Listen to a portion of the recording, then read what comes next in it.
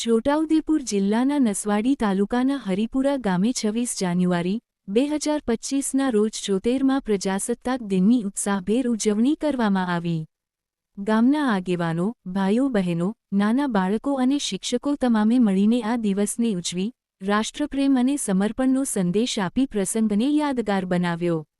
ધ્વજવંદન સાથે આરંભ કરાયેલા આ કાર્યક્રમમાં નાના બાળકો દ્વારા દેશભક્તિ ગીતો અને નૃત્ય જેવા વિવિધ સાંસ્કૃતિક કાર્યક્રમો રજૂ કરવામાં આવ્યા, જે વિલેજમાં રહેલા દરેક વ્યક્તિ માટે ગર્વનો પ્રસંગ બન્યો।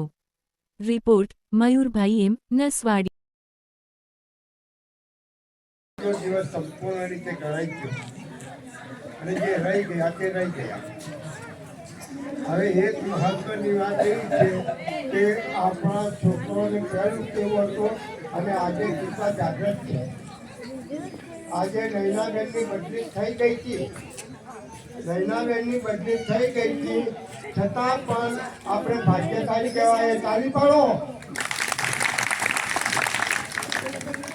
તો નૈનાબેન હજુ આપણને આ સેવા આપી રહ્યા છે અને આપશે એવી પ્રભુને હું પ્રાર્થના કરું છું। અને ગમે તેવો આપણે 26મી જાન્યુઆરી હોય, 15મી ઓગસ્ટ હોય, પણ દરેકે ફરજિયાત આવવાનું છે। જતા રહ્યા છે તો અહીં આવવાના નથી, પણ આપણે હાજર છે અને જે જયેલા છે, જે કરી ગયેલા છે એમને સન્માન કરવા માટે જ આપણે આવવાનું છે। આજે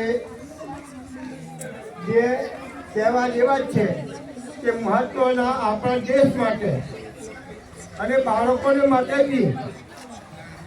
તો જે કંઈ માણસોને નૈનાબેને જેવું કીધું કે આધાર કાર્ડને કોઈને લીક ના થયા હોય, એ ના થયા હોય તે કરાવી લેજો અને છોકરોને નિયમિત નિશાળમાં મોકલજો। અને બીજું કે નૈનાબેને કીધું કે દીકરી દીકરો એક સમાન। તો જેને દીકરી હોય તો દીકરા તો ભગવાને આપવાના છે, આપણી કોઈ તાકાત નથી તમારી ગમે એટલે જે મળ્યું છે એ સાચું છે। અને બહેનોને ખાસ ભણાવજો।